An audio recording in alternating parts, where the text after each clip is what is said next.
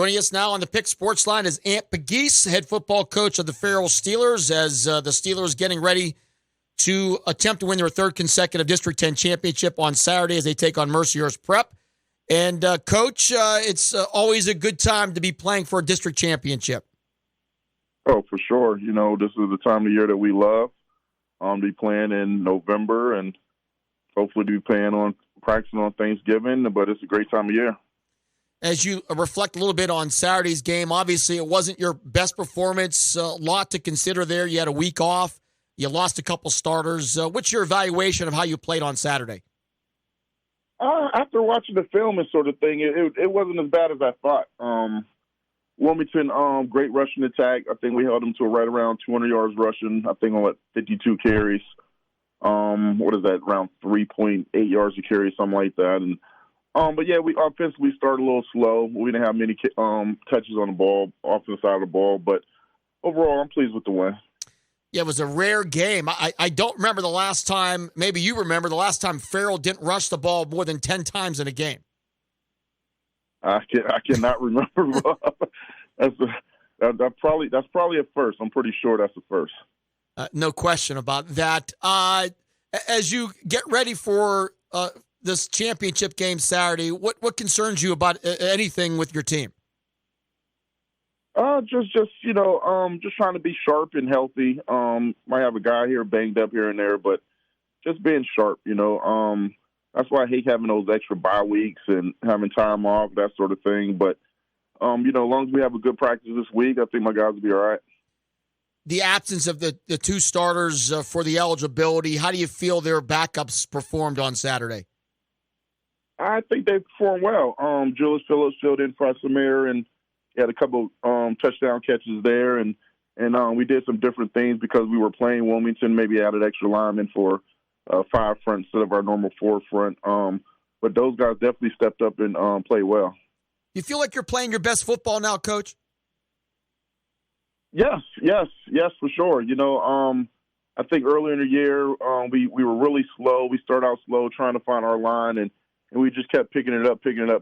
And obviously with the loss to Erie Prep, who was a great team, you'll see they're still playing right now, and we are playing our best ball right now. There'll be a lot talked about this week as you look at Mercyhurst Prep about the respective team schedules. You have to feel with the schedule you played as competitive as anything we've seen is a major advantage over what Mercyhurst Prep got to play. Yeah, you would think so, but you got to give Mercyhurst credit. Their schedule wasn't as tough as ours, obviously, but they definitely handled business. It wasn't like they got tripped up by any of the teams on their schedule, but that was the whole reason that I had made our schedule the way I made it. You know what I mean? I wanted to beefing up our competition and some bigger schools, to kind of prepare us for this time of the year. And I think that's really going to pay dividends for us going into the playoffs. You get to play Mercyhurst Prep Saturday at noon at Meadville. What's a couple of the concerns with Mercyhurst Prep? They got some nice height up front. Not so much big, but they do got some size up front. And like I said, they're used to scoring a lot of points. You know what I mean? So when you got a team that's used to score a lot of points, they've been playing efficient. So our job is to kind of make them do some things that they're not used to doing. And one of them is making them punt the ball, special teams, that sort of thing. And they got a lot of team speed, and they're well coached, and they're a good team. Talking about things you're not used to doing, a noon kickoff on Saturday. When was the last time you had to get up probably at 7 o'clock to get ready for a game on a Saturday?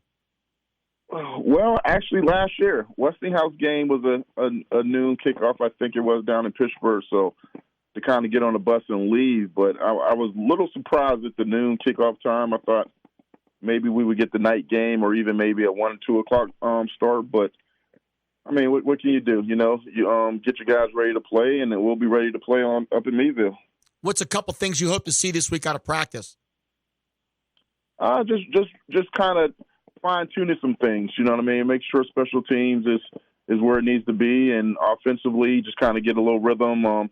Quarterbacks, receivers get on one accord, and hope we have the O-line settled in, and defensively just make sure we put guys in the right spots and make sure lining up properly and and that's what I'm kind of looking to see in practice. You know, the guys just kind of fine tuning right now. Coach, two more quick questions. Friday night will be a big night for Farrell High School as in Palica Stadium and the Pegues Sports Complex getting to host Hickory and Sharon. It'll be a big night for the Valley, and I'm sure you and your school and yourself proud to be able to host that game.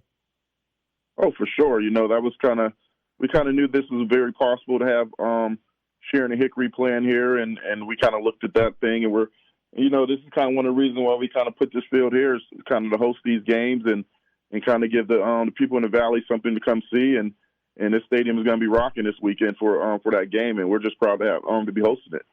Lastly, Coach, tonight your school board will be discussing the potential of Farrell requesting to leave District 10 to District 7. Just your thought about this. I know there's a lot of debate. Don't want to distract from the games at hand, but you're the AD, and obviously it'll impact you. What's your thought, and what do you think might happen? Me personally, my thoughts on it, I think the board will approve us to seek to leave. I'm not saying we're leaving, but they'll approve to seek for us to leave. I really have some mixed emotions about it. But like I said, I came up in the Woodfield when I played school here, so this is nothing foreign to us. You kind of think about what can happen with the region, some of the rivalries and that sort of thing. Maybe we can still keep that rivalry going with Sharon, but I'm not really kind of feed into it right now until we kind of hear more information about if it's actually going to happen. Because just because they vote on it tonight, that don't mean it's going to happen. But that's kind of all I could give you on that right now, Bob. I understand. A lot on your plate, Coach. Yep. Wish you and your team a great week of preparation, and we look forward to covering your game on Saturday on the audio and video for the Farrell Steeler Nation all around the country to hopefully bring back another title to Farrell High School. Yeah, but really looking forward to it. You know, we got a good opponent, and I'm really looking forward to my guys. This is part of our goals for the year. You know, first goal was to run the region, and the second goal is get the District 10 championship, and obviously our third goal after that is a state championship. But, you know, we got to take care of business first and get this D10 title. Coach, best of luck. Appreciate it, Bob.